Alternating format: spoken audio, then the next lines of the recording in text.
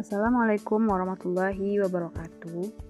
Baiklah, pada video presentasi kali ini saya akan membahas tentang bab 2 tentang tinjauan pustaka pada laporan penelitian dengan mata kuliah metodologi penelitian yang disusun oleh Nikmatul Fitri, NIM 1814080011 dari jurusan Tadris IPA Fisika kelas A UIN Imam Bonjol Padang yang diampu oleh Ibu dosen Ibu Dr. Miliasari SPD MSI.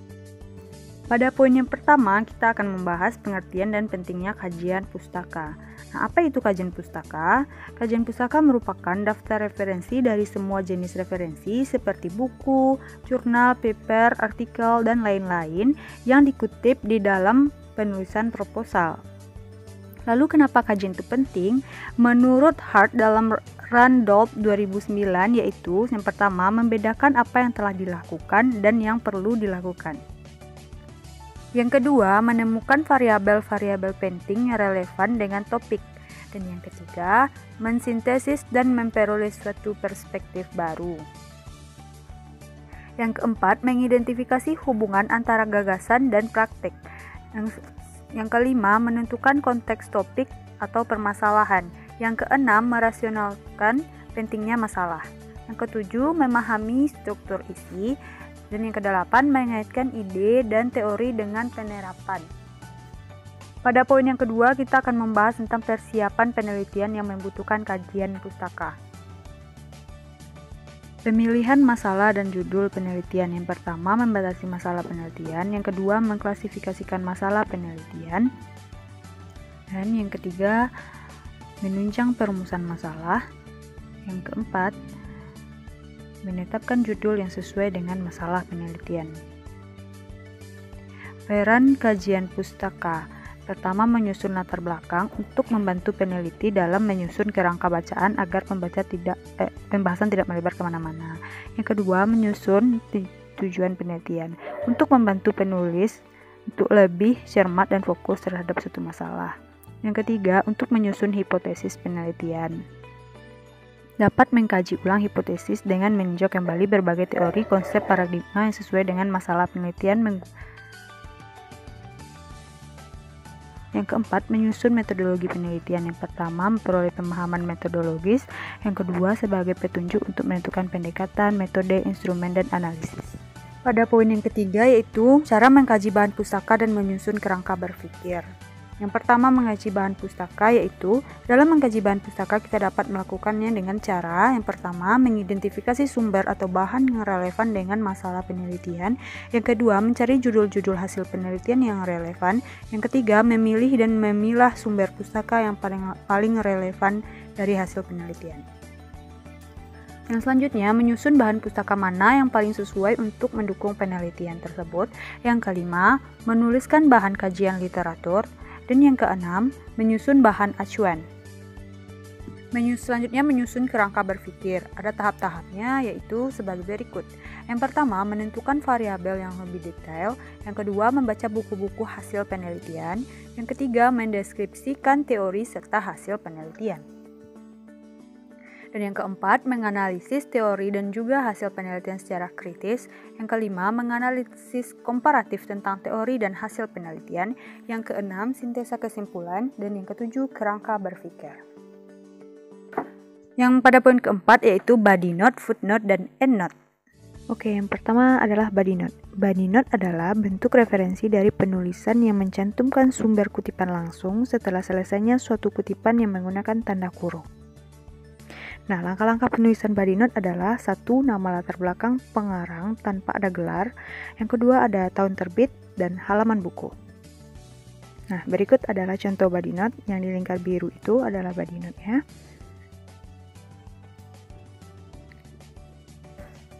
Yang kedua yaitu dua pengarang. Berikut adalah contohnya, dibuat kedua nama pengarangnya. Dan yang ketiga, ada buku banyak pengarang dan buku 2 jilid atau lebih. Dan yang kelima, ada artikel jurnal dan artikel majalah. Dan yang keenam, yang selanjutnya ada dari internet. Dan yang selanjutnya ada footnote. Footnote merupakan daftar keterangan khusus yang ditempatkan pada bagian bawah setiap lembar atau pada akhir bab keterangan ilmiah. Ada beberapa unsur-unsur footnote. Yang pertama ada nama pengarang, yang kedua adalah judul tulisan atau buku, yang ketiga tahun terbit, dan nomor halaman. Ketentuan-ketentuan penulisan footnote. Yang pertama, angka penandanya lebih kecil. Yang kedua, gelar pengarang tidak dibuat. Yang ketiga, jika nama pengarangnya 2 atau sampai 3, maka dibuat semuanya. Jika lebih dari 3, maka tidak dibuat semuanya, dibuat di belakangnya DKK. Dan judul buku dicetak miring atau bisa digarisbawahi.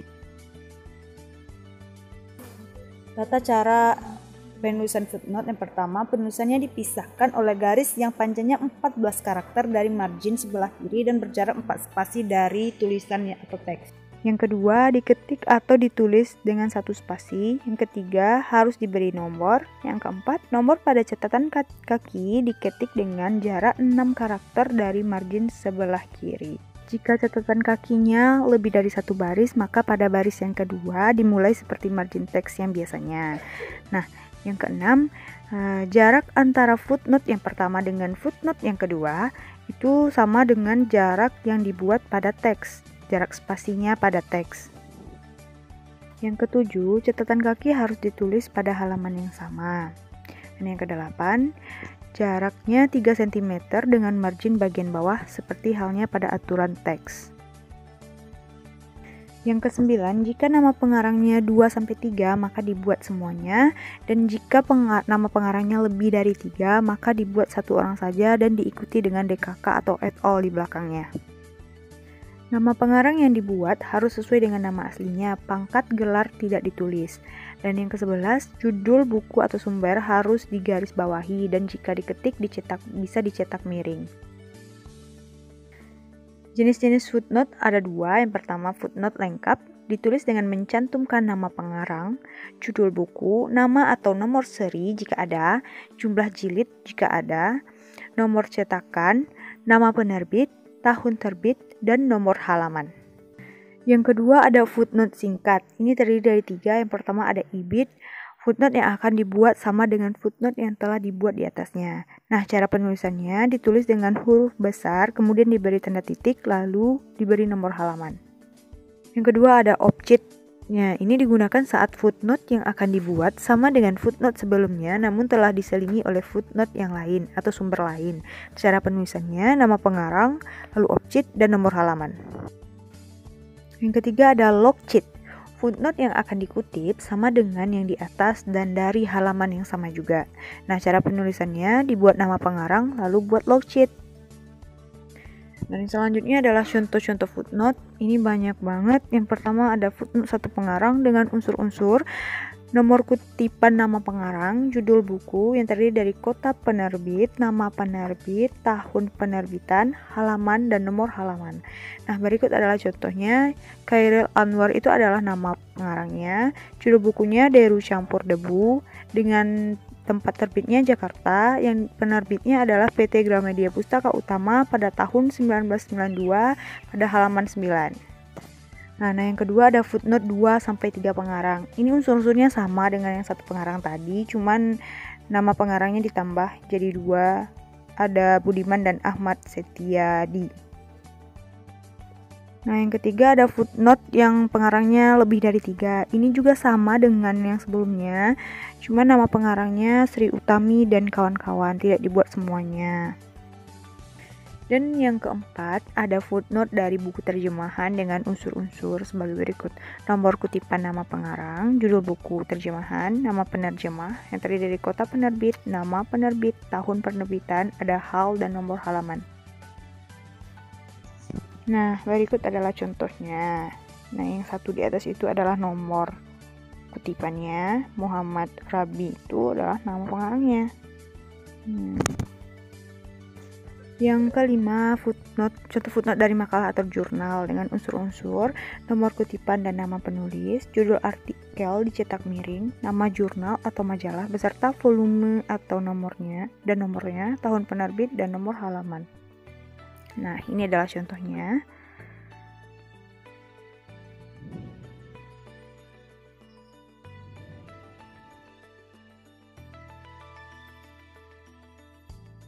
Dan yang Selanjutnya ada footnote dari majalah dengan unsur-unsur nomor kutipan, nama penulis, judul sumber dicetak miring, yang terdiri dari penerbit, kota penerbit, tahun, dan halaman.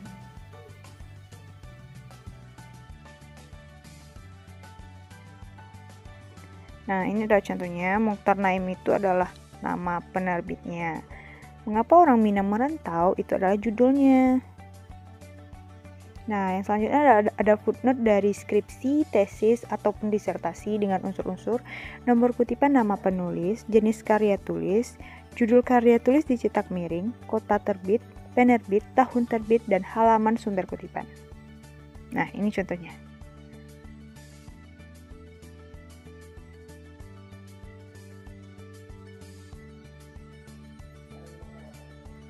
Nah, dan yang selanjutnya adalah footnote dari koran dengan unsur-unsur nomor kutipan nama penulis, judul tulisan dicetak miring, ada sumber kutipan, tanggal terbit dan tahun, serta halaman.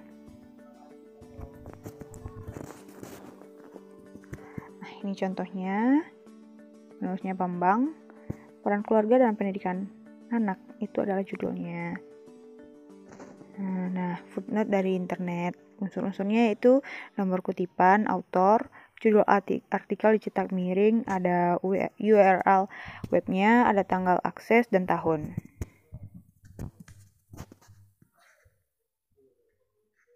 Nah, ini adalah contohnya. Surya Pratama itu adalah autornya. Contoh CV itu adalah judulnya. Nah, yang ketiga ada EndNote. EndNote atau catatan akhir adalah catatan referensi yang diletakkan di akhir suatu karya tulis ilmiah sebelum daftar pustaka. Pada dasarnya, teknik penulisan EndNote ini sama dengan footnote. Nah, yang pertama ada cara penulisan EndNote. Jika di Microsoft Word, footnote menggunakan angka seperti 1, 2, dan 3, hingga seterusnya, maka di EndNote kita menggunakan huruf Romawi, angka 1 Romawi, angka 1, 2, dan sampai seterusnya. Pada pengutipan EndNote sama dengan footnote. Nah, yang kedua ada contoh EndNote. Nah, yang di lingkar biru itu adalah contoh EndNote-nya, dan ini adalah paragrafnya. Contoh paragrafnya. Nah, ini adalah keterangan dari yang EndNote tadi, bahwasannya paragraf tersebut diambil dari buku Zainuddin Materi Pokok Bahasa dan Sastra Indonesia. Yang poin kelima yaitu penelitian relevan dan cara penulisannya. Nah, penelitian relevan memuat hasil-hasil penelitian sebelumnya relevan dengan penelitian yang telah dilakukan oleh peneliti lain dengan maksud untuk menghindari duplikasi. Nah, manfaat-manfaat penelitian yang relevan adalah untuk mengetahui bangunan keilmuan terkait permasalahan yang diteliti yang telah dibuat oleh orang lain atau peneliti lain. Dan yang kedua, yaitu menggambarkan secara jelas perbedaan penelitian yang telah ada sebelumnya. Ini memiliki kemiripan sehingga terhindar dari plagiarisme atau penciplakan. Dan yang ketiga, memperkuat atau mendukung penelitian Anda dengan adanya referensi ilmiah lain yang memiliki referensi dengan penelitian Anda. Yang selanjutnya, cara penulisan penelitian relevan. Yang pertama, tetapkan nama variabel yang akan diteliti dan jumlahnya. Yang kedua, cari sumber-sumber bacaan sebanyak-banyaknya dan yang relevan dengan setiap variabel yang diteliti. Nah, contohnya dengan judul penelitian, faktor eksternal yang mempengaruhi perkembangan kualitas lembaga pendidikan tingkat menengah sekota Bandung Utara tahun 2016. Penulisannya mencantumkan dua penelitian yang relevan. Yang pertama ada penelitian 1 yang ditulis oleh Raffianto pada tahun 2015. Nah, berikut adalah judulnya. Dan yang kedua ada penelitian dari Ira Nasir pada tahun 2014 dengan judul sebagai berikut.